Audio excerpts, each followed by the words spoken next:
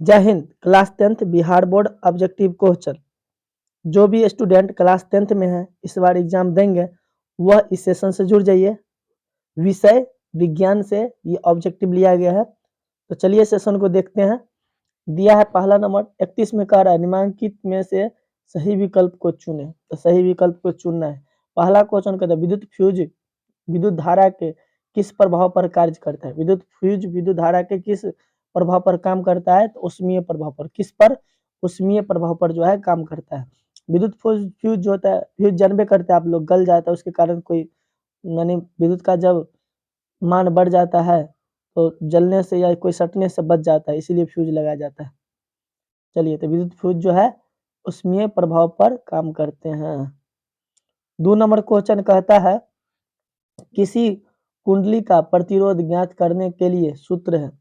किसी कुंडली के प्रतिरोध ज्ञात करने के लिए सूत्र है। तो सी नंबर ऑप्शन होगा आर बराबर वी बट्टा आई। आर बराबर वी बट्टा आई, समझ गए? आर बराबर वी बट्टा आई। चलिए आगे देखेंगे। तीसरा दिया है डैनमो से किस प्रकार की धारा प्राप्त होती है। डैनमो से किस प्रकार की धारा प्राप्त होती है। तो डैनमो से दिष्ट धारा, प्रतिवर्ती धारा दोनों धाराएं प्राप्त होती है। दिष्ट धारा और प्रतिवर्ती धारा दोनों धाराएं प्राप्त होती है। आगे दिष्ट धारा को कहते हैं डायरेक्ट करंट, डीसी। डीसी सुनते होंगे आप लोग, बैटरी का जो भी आएगा बैटरी को डीसी बोलता है। बिजली वाला प्रतिवर्ती धारा होता है, जबकि डैनमो से दोनों। दिया चौथा डेंगू उत्पन्न करने वाला मच्छर किस तरह जल में रहता है। किस तरह के जल में? तो गंदे जल में रहते हैं। किस जल में? गंदे जल में रहते हैं। इसका 4 का हो जाएगा बी। और डेंगू वाला मच्छर किस माने गंदे जल में रहेंगे। और बुखार मलेरिया जो लगता है, मलेरिया जो होता है कौन मच्छर के काटने से? तो मादा एनोफिलीज मच्छर के काटने से। वो भी आप ध्यान में रखेंगे। डेंगू वाला मच्छर अलग होता है। चलिए निम्नलिखित में 5 का है, निम्नलिखित में से कौन बायोगैस ईंधन स्रोत नहीं है। निम्नलिखित में से कौन बायोगैस स्रोत ईंधन नहीं है। तो गोबर गैस। और नहीं है, नहीं ढूंढना है ना, यहाँ पर हो जाएगा निम्नलिखित में से कौन बायोगैस स्रोत ईंधन नहीं है। तो 5 का आपका हो जाएगा सी नाभिकीय ऊर्जा। नाभिकीय ऊर्जा बायोगैस ईंधन नहीं है, ये सभी है। चलिए आगे देखेंगे। आगे 6 नंबर कहता है कि कृत्रिम वृक्क किन अपशिष्ट उत्पादों को रुधिर से अपवहन द्वारा पृथक करता है। कृत्रिम वृक्क जो होता है ना, जो डायलिसिस बनाया गया है, आप लोग देखे होंगे डायलिसिस, कृत्रिम वृक्क बनाया गया उसको जो है किस प्रकार से जो है अपशिष्ट पदार्थों को, उत्पादों को रुधिर से अपवहन द्वारा पृथक करती है, अलग करते हैं। आपका जो इसका आंसर हो जाएगा ये नंबर नाइट्रोजन के द्वारा। 7 नंबर क्वेश्चन हाइड्रा में प्रजनन किस विधि से होता है। हाइड्रा में प्रजनन किस विधि से होता है। तो इसमें जो होता है मुक्कुलन द्वारा। हाइड्रा में प्रजनन किसके द्वारा? मुक्कुलन द्वारा। लैंगिक जनन जीव जंतु में होता है। चलिए, हाइड्रा में जो प्रजनन होता है मुक्कुलन द्वारा। अमीबा में द्विखंडन द्वारा होता है। अब देखेंगे अपना लोग 8 नंबर क्वेश्चन। 8 नंबर जो क्वेश्चन कहता है किसी माध्यम के अपवर्तनांक का मान होता है। किसी माध्यम का अपवर्तनांक का मान होता है sin a बट्टा sin r। Option number B sin a बट्टा sin r। तो 8 का बी हो जाएगा। चलिए 9 नंबर क्वेश्चन। 9 नंबर कहते दाढ़ी बनाने में कौन दर्पण युक्त है। दाढ़ी बनाने में कौन दर्पण उपयुक्त है। दाढ़ी बनाने में कौन सा दर्पण उपयुक्त है। तो हो जाएगा अवतल दर्पण। कौन सा दर्पण? अवतल दर्पण। दाढ़ी बनाने में कौन सा दर्पण? अवतल दर्पण। तब 10 नंबर कहता है स्पेक्ट्रम में किस रंग का किरण झुकाव अधिक होता है। तो बैगनी रंग के किरण का झुकाव अधिक होता है। स्पेक्ट्रम में बैगनी रंग के किरण का झुकाव अधिक होता है, सबसे कम लाल का होता है।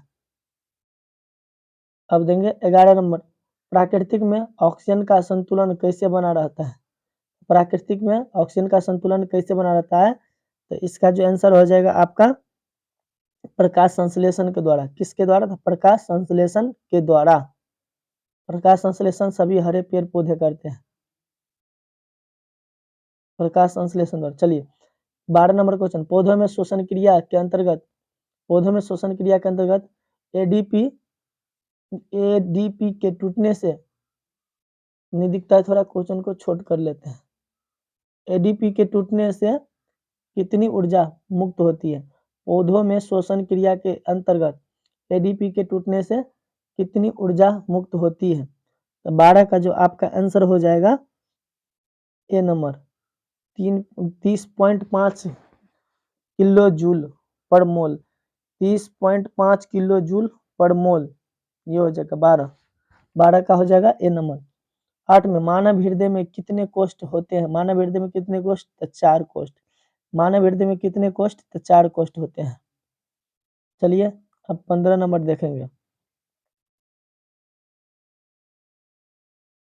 15 नंबर कहता है मानव हृदय का औसत प्रकुंचन दाब है लगभग, मानव हृदय का औसत प्रकुंचन दाब है लगभग कितना है? तो आपका इसका जो हो जाएगा ये नंबर 120 mmHg, 120 mmHg।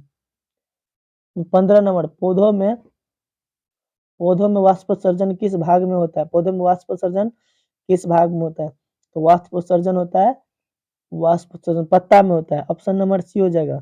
15 का ऑप्शन नंबर सी, पत्ता में वाष्पोत्सर्जन होता है रंध्र के द्वारा।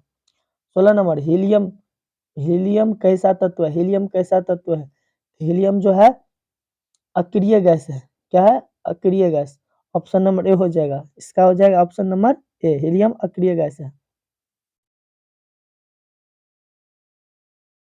चलिए अब देखेंगे 18 नंबर क्वेश्चन। 17 नंबर जल में हाइड्रोजन तथा ऑक्सीजन की परमाणु संख्या कितनी होती है? अनुपात क्या होता है? देखिए हाइड्रोजन परमाणु जल की जो फॉर्मूला होता है H2O, 2 गो हाइड्रोजन होता है, 1 गो ऑक्सीजन होता है, 2:1, 2:1 होता है। अब देखेंगे 8 नंबर यानी 18 नंबर क्वेश्चन।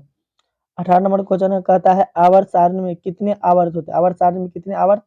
7 आवर्त होते हैं, 18 वर्ग होते हैं। 7 आवर्त 18 वर्ग, तो वर्ग संख्या 18, आवर्त की संख्या 7 होते हैं। 18 का आपका हो जाएगा ए नंबर। तब कहता है 19 में सिलिका क्या है? सिलिका क्या है? सिलिकॉन मतलब SI सिलिकॉन। सिलिकॉन क्या है? धातु है क्या? धातु है कि उपधातु है?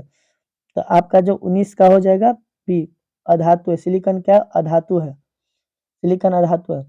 अब 20 नंबर OH का क्रियाशीलक मूलक है, ये किस ग्रुप का है? तो OH अल्कोहल ग्रुप का है। ऑप्शन नंबर सी हो जाएगा। क्या हो जाएगा? ऑक्सीजन OH अल्कोहल ग्रुप का है, तब सी नंबर ऑप्शन हो जाएगा। एल्डिहाइड CHO ग्रुप का है। एल्डिहाइड का क्रियाशीलक मूलक है CHO। कीटोन O ग्रुप का है। ध्यान रखेंगे। ये सेशन आपको अच्छा लगे तो सब्सक्राइब कर लीजिए।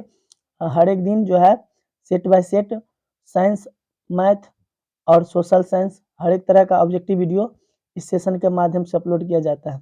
धन्यवाद हमारे सेशन को देखने के लिए।